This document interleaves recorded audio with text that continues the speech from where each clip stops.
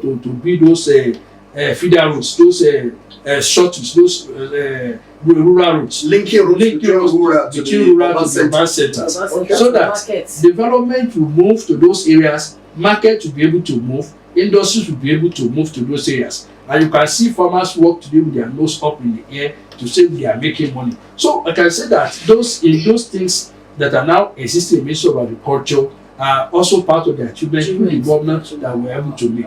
That we're able to open the minds of our farmers. Of course, also using the issue of this extension agent. The government has no real business in direct farming, if you look at it. But government has business in facilitating and piloting, creating the right environment that helps the farmer by providing all, no matter what you do, if you give them all the necessary inputs without supporting them with the knowledge that the extension agent provides, you will discover that the farmers will remain in the same situation. So you cannot, of course, we also have this ACRESA that brings in environment, water resources, and agriculture together, because the environment must be right for the farmer to be able to farm. If there is drought, the farmer cannot do anything, then you bring in water resources. If there is erosion, water cannot do anything, farmer cannot do anything, because all this whatever will be eroded, then you are Ministry of Environment coming. These are major World Bank partnership with Kwara State government that the government has partnered to say, bring in your expertise, bring in your resources, let's be able to get things done properly and agree to move forward. Today, farmers in Kwara, the numbers have increased. You discover that even those who felt then that farming is for the menial job-looking people, you now discover that even those who claim that they are in time, everybody is now going back towards the farm. That's the only thing that even the law allows you, even as a governor, as a minister, that you are allowed to do, that you can do, that you must continue to produce. And you discover that in Kwara, there is also a program that is called, I remember it is talking about Keda Harmonize. Yes.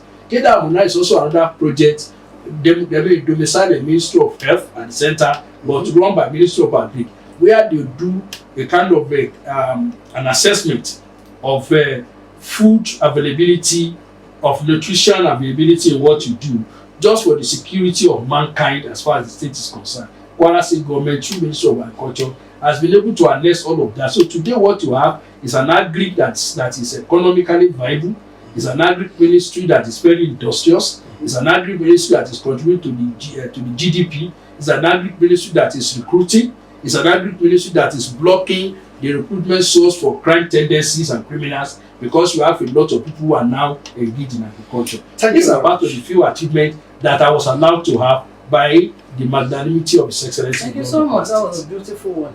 Thank you very much. Can I just ask him something again? Okay. You were part of Otoge. There's no doubt about that. Will you call it a blessing or a curse? If it's a blessing, why? And if it's a curse, let me know. Are you satisfied with what was in your mind pre-Otoge and now during Otoge? Well, your studio is here. I always like to do something very practical. Okay, good. As a politician, I've been parked here for more than 1 hour, and no single thought has entered this place to say I must bring it by fire, by force. Go back to the pre-Otoge era. You hear those guys that were popular, those names here in Kwara State. I'm sure all of you can go about your business without a fear that somebody will bring cutlasses. So you can then answer the question whether Otoge has been a blessing That's to one. you. That I'm coming. Because you must understand the real basis. Yeah, of course, yes. For you to understand if you say something is bad compared to what? I mean, yes. Something is good compared to what? Thank you. Let us take it sectorally. Right. Look at education. All right. Pre-Otoge period. What was Otoge about education? Why did Kwara say Otoge in the education sector? You remember that foundation is the most important thing. Okay. And the foundation of education was a basic education. Where were we that led to Otoge? Kwara was blacklisted by UBEC. Classrooms were dilapidated. Teachers were virtually going to nobody. If you say you're a teacher, if I came to you and I say I'm a teacher, you wouldn't have given your sister to marry, because poverty was akin to being a teacher in those periods. And you hear them go to their total, they say teachers do this, is just see that. Today, I am sure that is no longer the story. Today, I'm sure you hear that students in public schools have represented Nigeria have represented Nigeria and international, they represented Kwara, and they have brought honor to Kwara State. That for the first instance, this Kwara State government paid the counterpart fund, and they got the 14 billion naira of the accumulated about 5 years together, and about 600 schools were repaired because the environment where learning and teaching is going to take place must be very conducive. Kwara State government today, and you see a trickle effect of that. One, the pressure on the parents, the have-nots, to also, because they want the best for their children, take the children to private school because they could not allow their children to go through a nonsensical public school as it was. Now you now see a kind of reversal in that people are now picking their children from private school to public school. You can't come to me and say I should give you money for school for children in the private school today, in Kwara of today, because I will believe that what you have in our public school is more better than what you have in some of those private schools. So private school is a function of choice. So it reduces tension and pressure even on the parent in terms of economy and having to look for money at all costs. That is a gain. Now let us leave that one. Let us go to the health sector. Look at today, in today's Kwara, there is, look at from the primary health sector.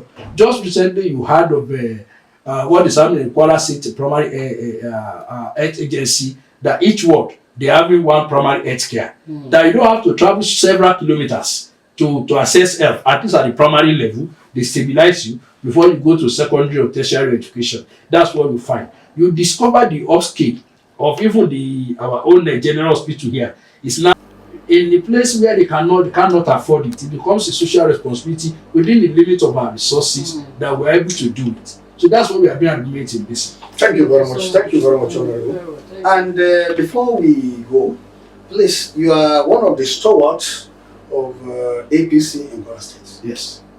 Is everything right in that party? Well, I don't know. I don't know what you mean by everything is right. Okay, going by what is right now going on, the tendencies that we'll be having, particularly from the chairman of the Ilorin East, with regard to approval or no approval from the central senator representing Kwara Central, and of which as a local government is one of them. Do you think everything is okay in that party? Well, except people want to be mischief. The chairman, I read what there was really no issue with Senator Saliu Mustafa. There is no issue. I'm coming. Okay. There is no issue, particularly on the subject you just raised. Don't forget that in all of the conversations and altercations, Senator Saliu Mustafa name didn't come out because Senator Saliu Mustafa didn't even write anything.